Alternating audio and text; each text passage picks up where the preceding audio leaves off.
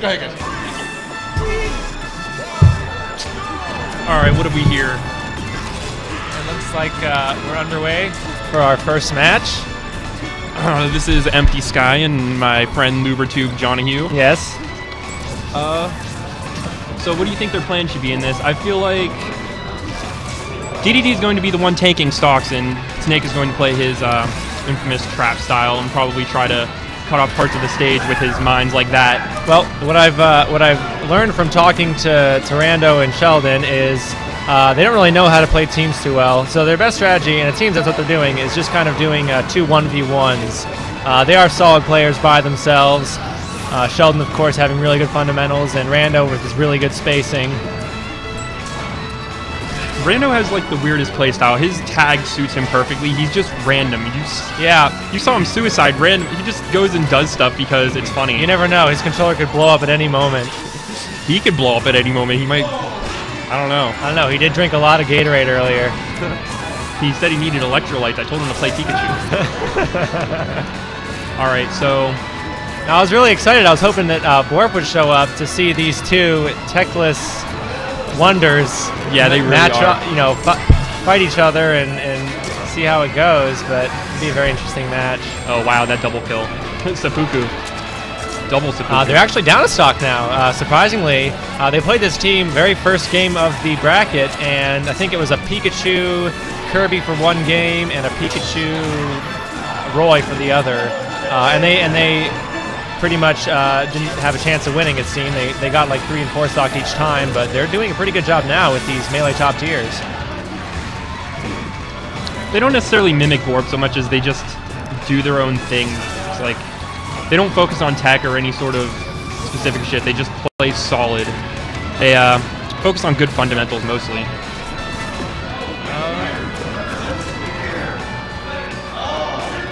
See, like I don't know how good DDD is in teams.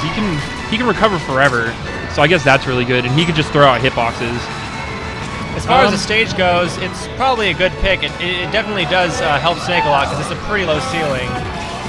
That was a massive reach, but he's still recovering. I'm surprised he lived from that, actually. I mean, it is a spike, so it's definitely worth it if you get it. And he's just stock tagging at this moment. Snake's actually really good for stock tagging. Yeah, not the easiest to edge guard, especially in doubles when you have to worry about so much other stuff going on.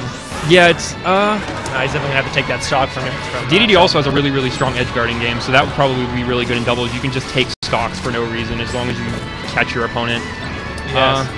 Although at 152%, he's not going to be around for much longer. Yeah. There he goes. Oh, I thought he was going to live that. That would have been insane. I did too. Snake's pretty heavy. Yeah, he's a survivor. And he's just throwing out forward tilts.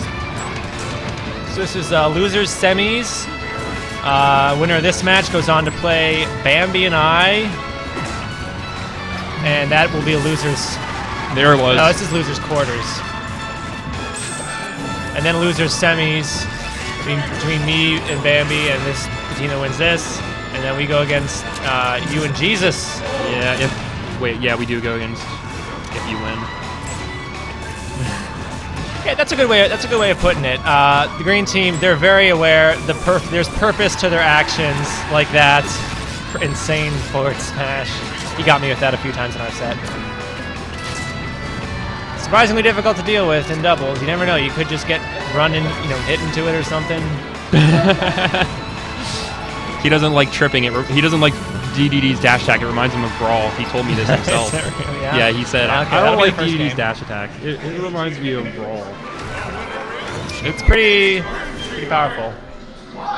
They don't really do anything particularly with purpose. Well, Sheldon kind of does. Sheldon just plays like crouch cancel defensive. You're going to play into my game, and then I'm going to kill you. He's very aware of the fact that he never has to go towards his opponent. Yeah, and Rando, he just likes doing stuff. He likes seeing things explode. He finds it funny.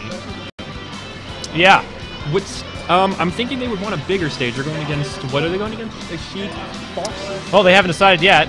They are going against Sheik Fox, though, right? Possibly. That's no, I mean, like, what after was it last time? Yeah, Sheik Fox. Okay. So I would think they would want, like, a bigger stage. Because they live forever anyway, and Sheik and Fox aren't really going to live that long. Right, so you they just should annihilate Fox. counterpick them to Yoshi's story probably because it's a really small stage, and they. Oh yeah, I'm just talking about Rando. Right. Shel. No, they would definitely want like Dreamland or something. Yeah. Which is probably where they'd counterpick if they lost this game. I don't think Yoshi should be legal on Team. MG had planned to team with Vaporeon, I heard. No. Yeah. No. What I heard was that you were gonna go. You were gonna said- team together, and then with your winnings, go out to Five Guys and have a nice meal. I will actually cut you. No. See, we were at Techo and he played me and he was like, dude, we should team if you're ever at PMOAL. I'm like, maybe, because I didn't want to be rude. No, I came down here under the impression that I was gonna team with MT, and then found out that they had an agreement to team together, him and Jesus. So. No, I was going to team with Jonahue and then... and then Jesus played the guilt trip. Jesus is my homie. I got to We've team been with homies him. for a year longer than I've known Jono. It wasn't a year. You're a close second. Oh, you've probably known him a little bit longer than me. Play real characters. So Fox. So Ew. Fox. They should all play Fox. I'm just a PM kid. I don't know anything about this. Rando's Ganondorf is actually surprisingly good in teams. He catches you with a lot of stuff. Ganondorf is just good in this game. Like maybe it's just me. I feel stupid whenever I get hit by his stuff, but it does hit pretty dang hard.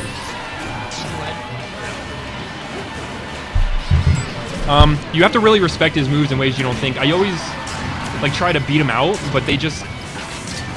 You shouldn't beat him out. You should try to beat out the startup. And in teams, it's much harder to pay attention to Ganondorf, but you have to keep tabs on him at all times. Otherwise, he's just going to hit you and you're going to explode. The real characters argument only comes into play when it's like full of Sonics, like 4 Sonics. Then I'll agree with you. Oh my god. I wonder how hype of a match that would be. Maybe even better than like 4 Falcons. Well, I don't know about that. 4 Falcons. Sonics would take a long time. It would just be Falcon punches everywhere.